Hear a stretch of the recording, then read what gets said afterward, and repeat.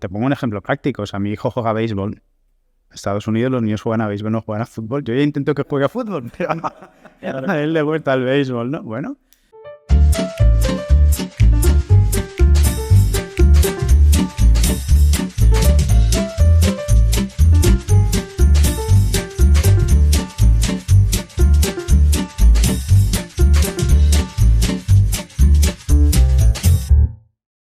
Bienvenidos una semana más a Unicorn Lab, el podcast de B Combinator, aceleradora, fondo de inversión y coworking en Barcelona. En nuestro podcast entrevistamos a figuras relevantes y exitosas en el mundo del emprendimiento, o hablamos con ellas sobre un tema de interés.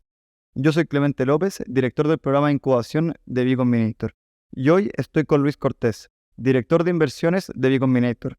Y no solo eso, ejecutivo de marketing en Red Hat, emprendedor en serie y business angel. Con él hablaremos sobre inteligencia artificial aplicada a las organizaciones.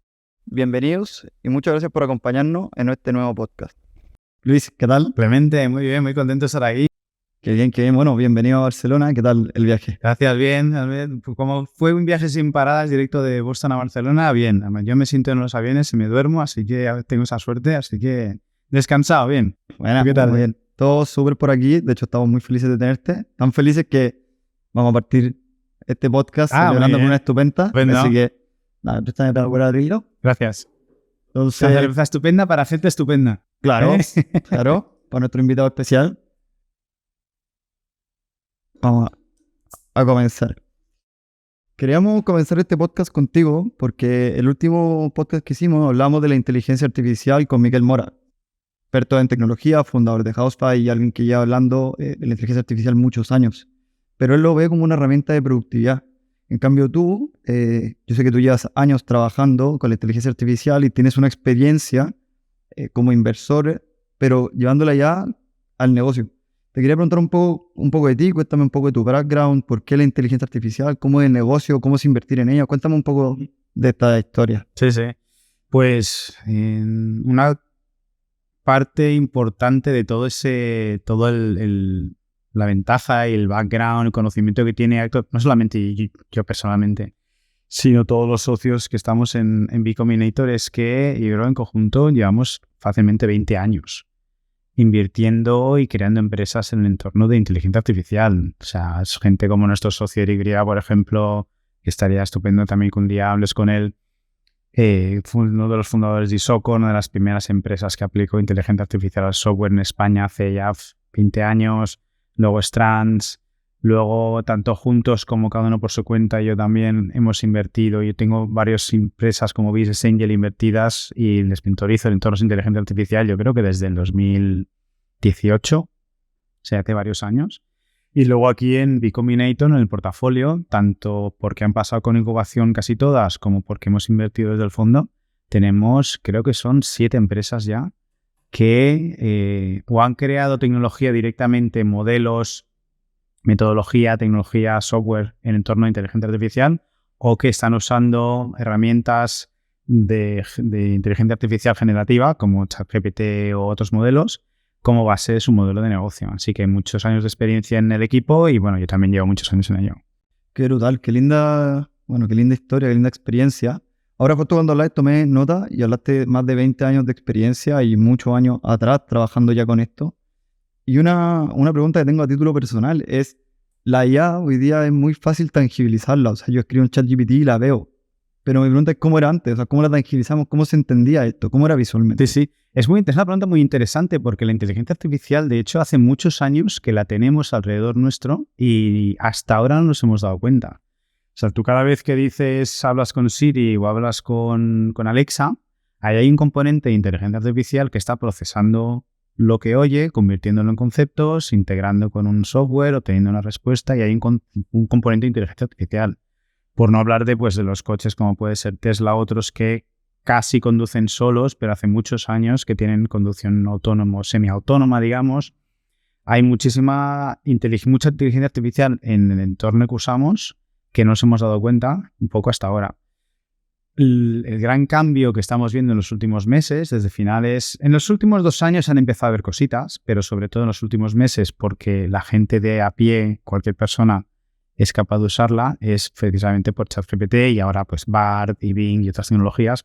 Y es que se ha hecho fácil. O sea, lo que está pasando un poquito ahora es lo mismo que pasó con Internet hace 20 años, donde Internet al principio pues era una herramienta para técnicos que codificaban, pero hasta que no apareció el navegador, el público en general no fuimos capaces de usar Internet para nada útil. Pues ahora está un poquito pasando lo mismo con la inteligencia artificial, que ahora cualquier persona la puede usar para algo útil. Oye, qué interesante vernos rodeados de la IA constantemente y no enterarnos. Y hablaste de muchos como proyectos de voz como Siri o Google u otros. Entonces quiero entender un poco cómo esta percepción de que siempre hemos estado rodeados de la IA afecta a nuestro perfil como consumidores.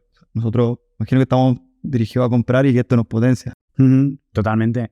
De hecho, hay un tema muy interesante, por ejemplo, y es ahora hay un gran debate sobre cómo la inteligencia artificial generativa, modelos como ChatGPT, van a cambiar la manera en que interactuamos con la web. O sea, el hecho de que, por ejemplo, tú ahora, hasta ahora, y te pongo un ejemplo práctico, o sea, mi hijo juega béisbol. En Estados Unidos los niños juegan a béisbol, no juegan a fútbol. Yo ya intento que juegue a fútbol, pero a él le gusta el béisbol, ¿no? Bueno, pues se tiene cada año, pues cuando empieza la temporada, tiene que comprar un bate, y el bate de béisbol está en relación al peso y a la altura del jugador. Claro, como los niños crecen, pues cada año compran un bate nuevo.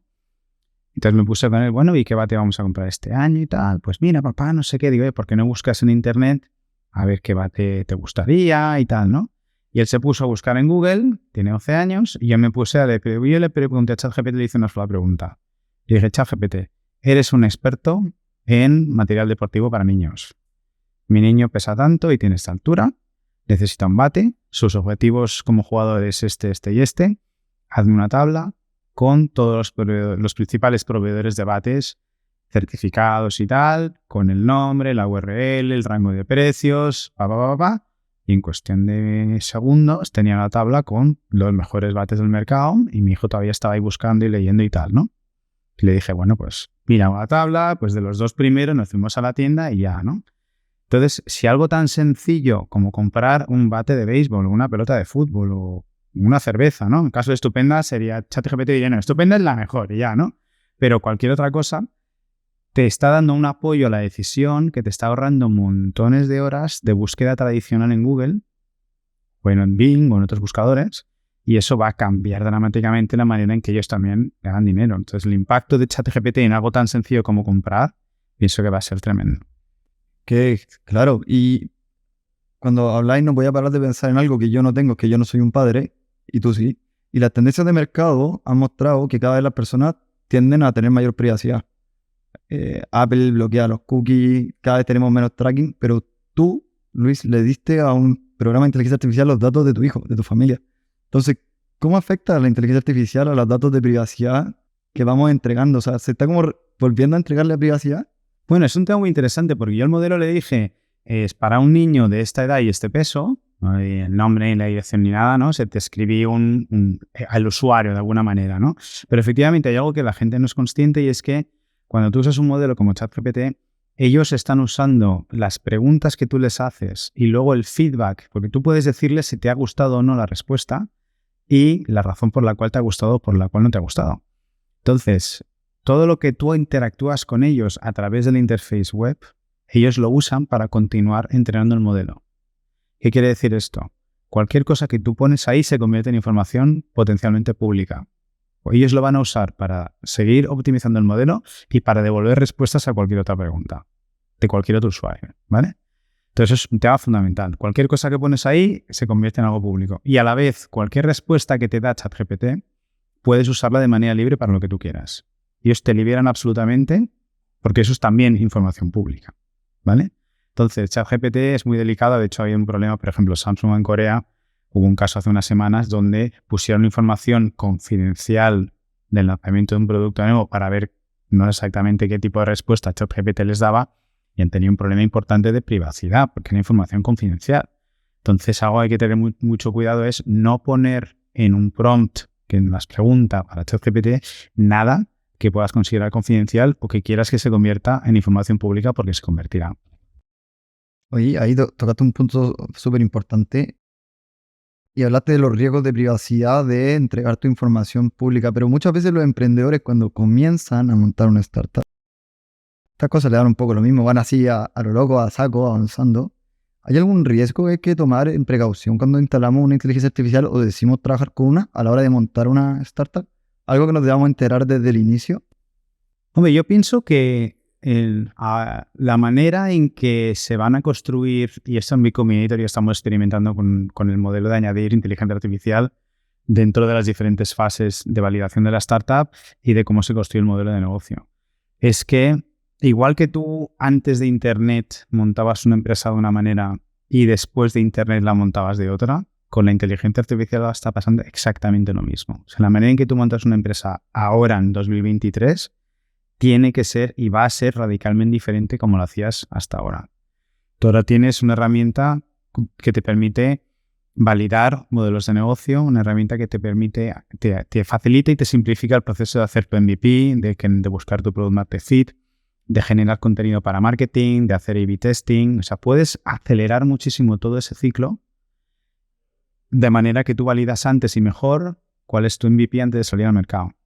Pero no solamente eso, sino es que además tú puedes incorporar y debes incorporar inteligencia artificial en tus procesos básicos de negocio, porque te van a hacer una empresa mucho más ágil, mucho más productiva y mucho más creativa que antes de tener inteligencia artificial. Que bien, ahí tocaste un punto que es la productividad y te quiero hablar de otro punto, que es, siendo que ahora puedo lanzar mucho más rápido y puedo crecer mucho más rápido, ¿qué pasa si yo lo monto mal? Hay un concepto muy típico que son los falsos positivos, que es que yo monte algo y creo que estoy bien, pero en verdad no. ¿Cómo puede impactarme esto si lo monto mal, hacer falsos positivos o falsos negativos? Sí, sí. Yo creo que la clave es que te vas a dar cuenta más rápido en cualquier caso, básicamente. Entonces, del mismo modo que cuando no tenías internet, hacer un test de mercado era complejísimo. Una vez obtuviste internet, hacer un test de mercado es mucho más rápido. Entonces, tú ahora, por ejemplo, una cosa que puedes hacer es simular respuestas a través de ChatGPT. Tú puedes crear tu misma prueba de mercado, que puede ser el mismo formulario que le mandamos a los clientes de prueba, ¿vale? Tú le puedes crear, eso ya tienes que programarlo, ya no es un tema puramente de interface, ¿vale? Pero te puedes crear un modelo, de hecho nosotros estamos trabajando en esto, donde tú creas toda una serie de roles que simulan diferentes tipos de personas y le preguntas a ese GPT que te dé esas respuestas con los roles predefinidos. Y puedes cambiar el formulario tantas veces como quieras y te va a dar nuevas respuestas, ¿vale? ¿Eso es un reflejo de la realidad? Es una indicación de realidad. No tenemos que ser radicalmente ni creyentes ni no creyentes de la inteligencia artificial. Pero el simple hecho de que de manera sistemática te dé respuestas positivas o negativas a un determinado escenario de mercado, eso te puede dar indicaciones para que cuando hagas un test de verdad con personas de verdad, ahí ya puedas validar mejor si esas respuestas están alineadas con tu propuesta de valor, con tu estrategia de marketing, etc. Muy bien, o sea, la velocidad cambia, eso está seguro, pero ¿y la productividad cambia? ¿Y los negocios? Y los negocios igual. De hecho, hablando de eso, hay un tema fascinante con la inteligencia artificial que es para mí las dos claves la que has dicho tú. Hay una parte de productividad y una parte de creatividad, ¿vale? Entonces, la parte de productividad tiene que ver con que cualquier persona que esté en el entorno de marketing, de estrategia, de generación de contenido, de creación de negocio en el entorno B2B o B2C, va a ser más creativo usando inteligencia artificial. Va a serlo. Y de hecho, tu puesto de trabajo no te lo va a quitar la inteligencia artificial, te lo va a quitar alguien que usa la inteligencia artificial mejor que tú. El otro tema es que la inteligencia artificial, como tiene tantísimos datos, está modelado con una mini internet de alguna manera, tiene tantísima información sobre cualquier cosa, tú le puedes pedir que te dé esquemas, que te dé planes, que te dé modelos, que mucha otra gente ya ha pensado y que solucionan lo que el bloqueo del escritor, ¿no? Que se dice, ¿no? Aquello de sentarse delante de una pantalla vacía, de una hoja de papel, ¿no? Y decir, oye, ¿ahora qué escribo? Pues tú puedes pedirle a ChatGPT, dame un modelo de plan de marketing de tal mercado, dame un modelo de estrategia de penetración de mercado de tal, dame un modelo de planificación de no sé cuántos. Y lo que te va a dar, quizá no es lo que tú necesitas, pero ya te va a dar toda una serie de indicaciones de por dónde podría ir el trabajo que tú tienes que hacer, con lo cual el bloqueo del escritor se resuelve, ¿no? Entonces, la creatividad que te permite tener ideas sobre las cuales empezar a trabajar, de nuevo te permite acelerar y ser más creativo que cuando estás delante de una pantalla en blanco y lo único que tienes es, pues, bueno, lo que está a tu disposición ahí, ¿no? Es como un asistente que te ayuda a ser más productivo por un lado, pero también a ser más creativo. Oye, la creatividad es algo humano y propio de nosotros. Entonces, si es que alguien me está dando al menos una pauta o una guía, ¿existe algún riesgo de que se estandarice la creatividad? Podría ser, pero a la vez pienso que como cada producto, cada equipo, cada startup es diferente, al final cada uno va a adaptar esa misma creatividad. Tú puedes estar creando una empresa B2B y una B2C, ¿vale? Y ChatGPT nos va a dar, aunque nos diera la misma estructura de plan de marketing a los dos, tú la vas a aplicar de tu manera y yo lo voy a aplicar a la mía. Entonces el componente humano para mí sigue siendo fundamental, porque al final los humanos somos los que aplicamos la diferencia sobre lo que nos dan las máquinas, lo que nos dan los sistemas, como en este caso la inteligencia artificial. Muy bien, clarísimo. Hace como una frase atrás dijiste que la IA no nos va a quitar el trabajo, lo va a quitar a alguien que la usa mejor que tú. Y muchas veces estos podcasts los hacemos enfocados en emprendedores, pero ¿qué pasa con la gente que es empleado? ¿Cómo parte? ¿Por dónde comienza a aprender estas tecnologías? ¿Dónde comienzo a instruirme para poder avanzar en esta nueva metodología? Sí. Yo pienso que lo primero es no tener el miedo de experimentar.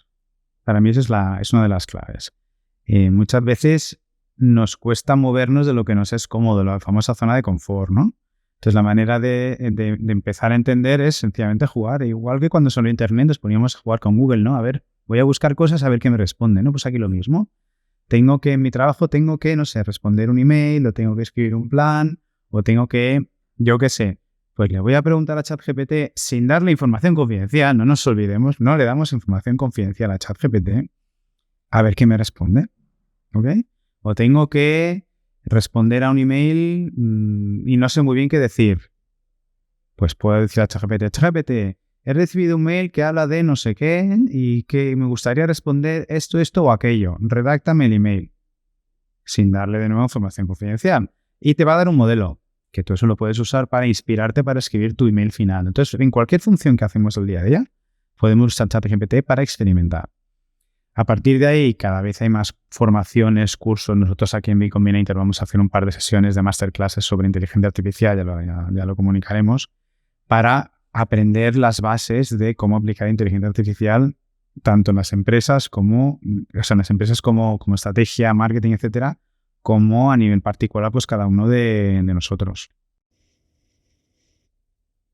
Tengo la sensación de que hoy, justo lo dijiste al final, que es, hoy día la IA es una herramienta de productividad, de creatividad, pero también un caballo de batalla a nivel marketing. Soy una empresa de IA. Uh-huh. Pero tengo la sensación de que la IA es más bien un commodity hoy por hoy. Entonces ahí hay como una dualidad entre lo que lo uso y la realidad. Sí. ¿Cómo se enfrenta a eso para no caer, que de nuevo creo que es un falso negativo? Sí. Es un tema muy interesante porque estamos en una etapa muy inicial del uso de inteligencia artificial. En general hablamos de la generativa, ¿no? De ChatGPT y ese tipo de modelos porque hay más inteligencias artificiales, ¿no? De hecho, hablamos mucho de ChatGPT, pero haciendo un inciso en la pregunta, la inteligencia artificial hoy en día está disponible en cosas, no solamente en modelos como ChatGPT, está disponible en el entorno de imágenes. Hay softwares como Midjourney, como Lensa, que te crean imágenes en base a una descripción de una imagen que tú le das, por ejemplo. Empieza a hacer inteligencia artificial en el entorno de audio, no solo de crear audio sintético, o sea, hay empresas por ahí que tú les das una muestra de tu voz y son capaces de que un texto suene como si lo hubieras leído tú.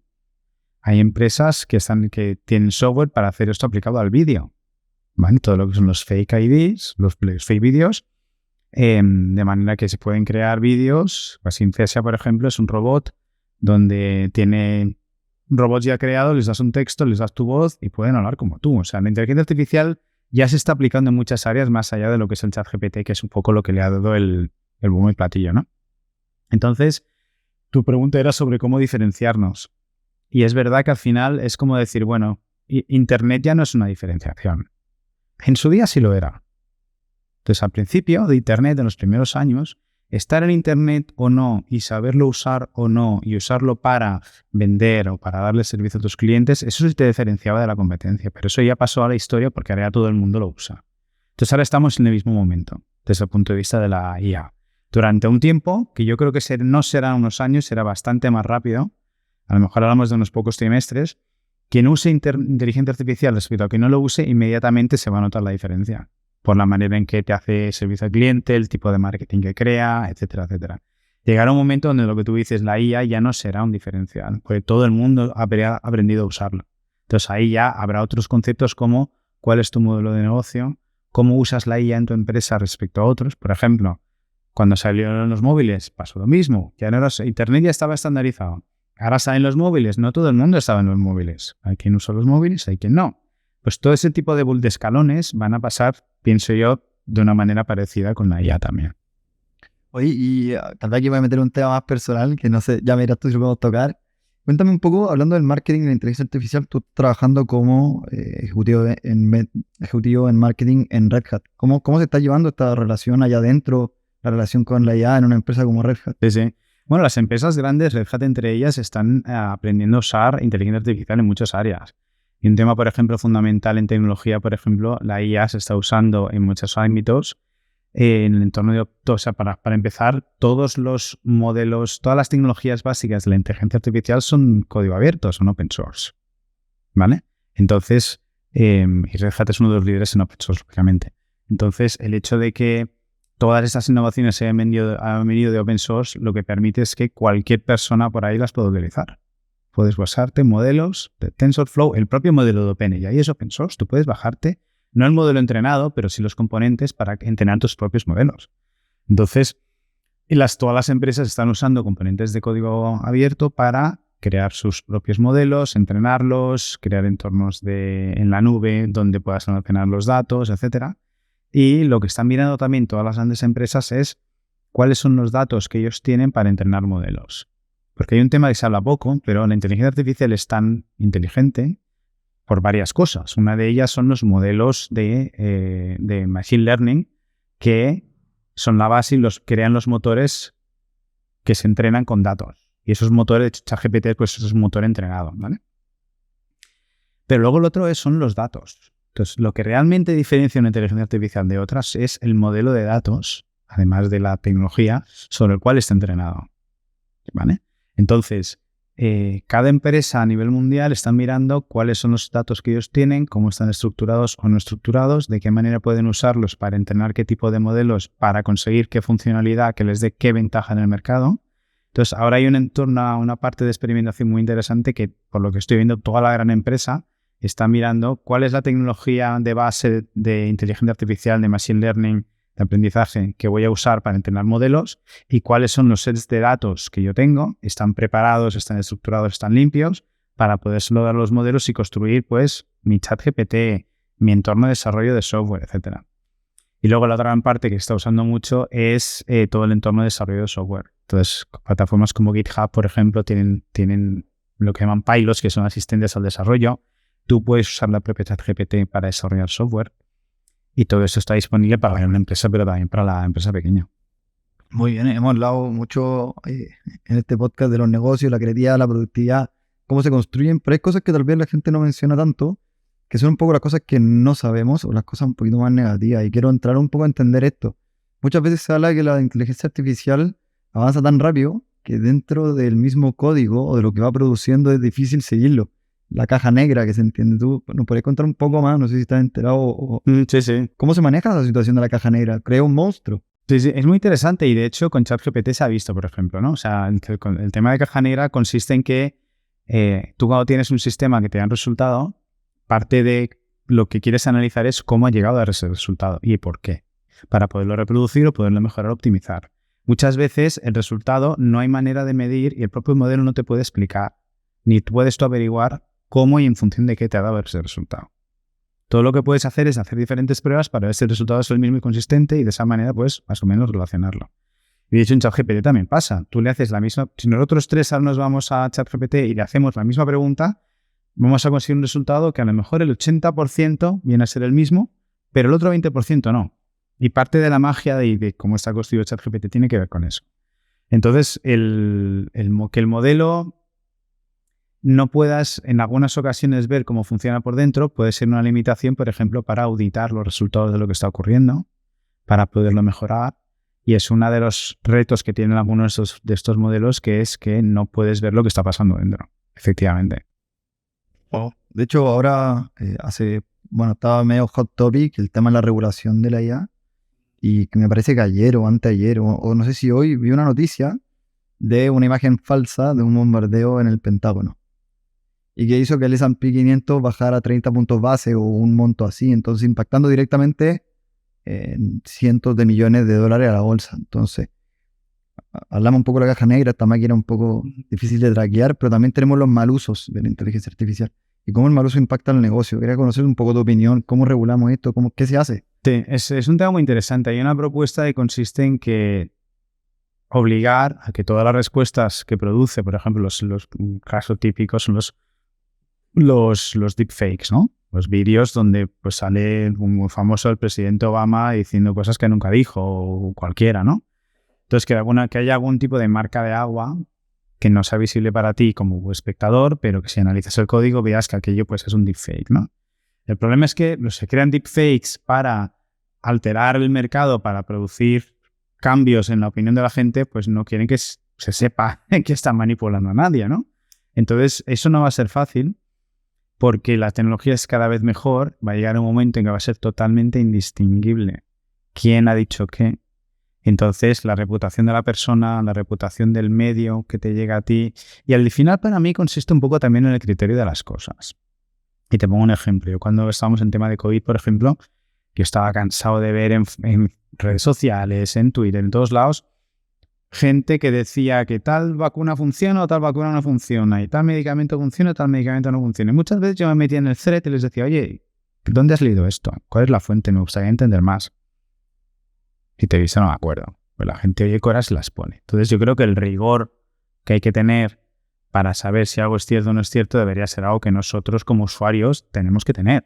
O sea, tú ves un vídeo de alguien que dice algo, tienes que tratar de verificarlo de alguna manera, ver diferentes fuentes para ver si eso es así o no es así. El tema es que muchas veces, pues, como espectadores, preferimos que nos entretengan, nos tragamos al pie de la letra lo que sale por la tele, lo que sale en Twitter, lo que sale no sé dónde, y eso, y lo veremos pronto en las elecciones americanas, que son pronto ya, se especula mucho que va a haber muchísima desinformación, cosas que se dice que se han dicho que realmente no se han dicho, se va a usar deepfake, se va a usar las herramientas de voz, de modificación de voz, va a haber mucho polémica sobre esto, ya lo veremos.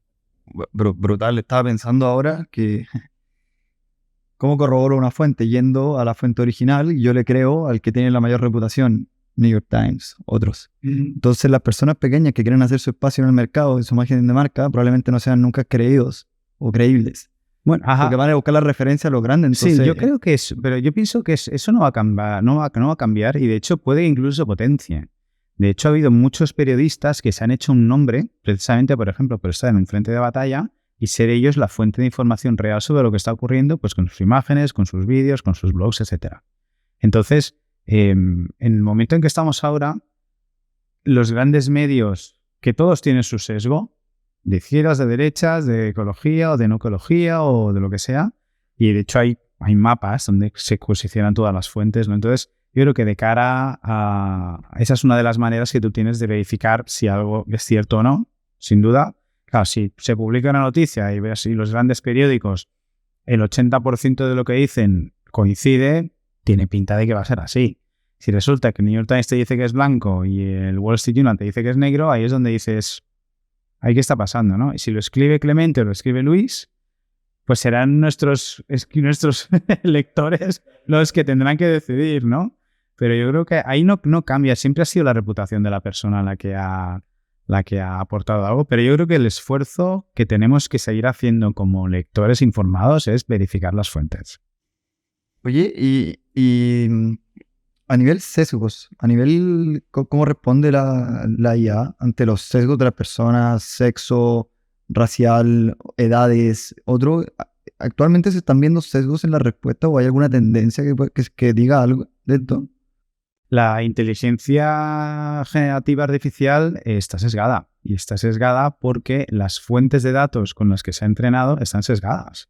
O sea, de alguna manera, la ChatGPT, etcétera, no son más que un reflejo de la realidad, porque los datos con los que se han entrenado no son más que un reflejo de la realidad. Entonces, de hecho, tú te vas, por ejemplo, a Midjourney a generar una imagen, juegas y le haces una pregunta, por ejemplo, dices en inglés, ¿no? Successful businessman. Successful business person, ¿vale? Que no tiene género. Y lo que pone sobre todo son hombres vestidos de traje. Esto lo podéis probar ahora mismo, ¿vale? O le dices grupo de emprendedores en la playa, y la mayoría son hombres, blancos, ¿vale?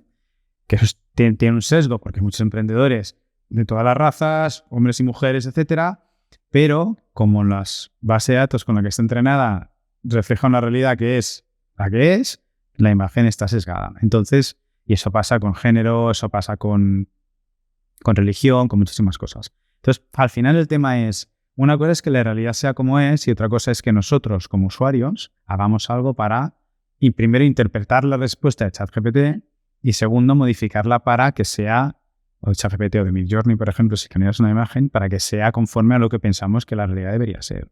Y luego hay un tema que podemos hacer como usuarios que es validar o no la respuesta que nos da ChatGPT.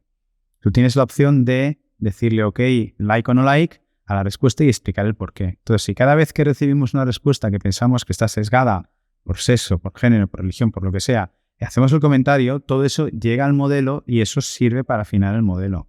Entonces, hay una cierta responsabilidad que como usuarios podemos tener para que los modelos estén menos sesgados. Tarea de todos de encargarnos que esta tecnología futura sea por el camino correcto. Eso es. Usualmente hay al lado de la tecnología como generativa, de la inteligencia artificial generativa, pero ChatGPT, todo parece ChatGPT, pero cómo la inteligencia artificial la estamos aplicando en otras cosas más comunes. Sí, sí. Bueno, nosotros hay muchísimas áreas donde se está aplicando. Por ejemplo, nosotros tenemos una empresa aquí en Bicombinator que es Fluxforce, que tienen una plataforma de marketing digital donde ellos utilizan la inteligencia artificial para generar contenido, por ejemplo. Entonces, tú puedes ya crear campañas de marketing donde en base a toda una serie de ideas semillas puedes generar contenido que pueden ser blogs, pueden ser comentarios de LinkedIn, de Facebook, de redes sociales, etcétera, que luego siempre una persona puede ir y optimizarlo, evidentemente, pero la inteligencia artificial, lo que decía antes, ¿no? Te da una base y a partir de la cual una persona puede coger eso y mandarlo a internet o repasarlo para hacerlo que sea pues, más humano, más personal o cambiarle el sentido, ¿no? Entonces hay muchas maneras. El marketing es la generación de contenidos, como eso es lo que realmente hace bien ChatGPT, junto con las imágenes de Midjourney, DALL-E y otros, es un área donde se está explotando muchísimo y hay mucha productividad, mucha creatividad. Hay otras áreas como puede ser la parte de recursos humanos, hay otra parte como puede ser la parte de datos sintéticos. En todo eso tenemos empresas en Bicombinator que están usando y creando sus propios modelos en esas áreas de negocio.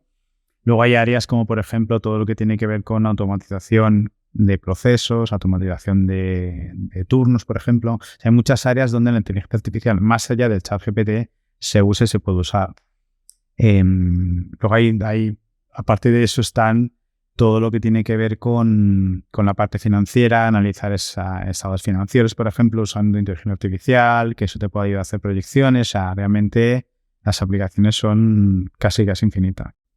¿Y en cuáles mencionaste alguna de las que se está usando? Sí. ¿Cuál es la que no se está usando? ¿Dónde está el gap? ¿Dónde está la oportunidad? La verdad es muy interesante. Yo creo que pienso que hay mucha oportunidad y no sabía decirte exactamente ejemplos de aquí no se está usando la inteligencia artificial porque a lo mejor sí lo está haciendo alguien, pero vaya usted a saber, ¿no?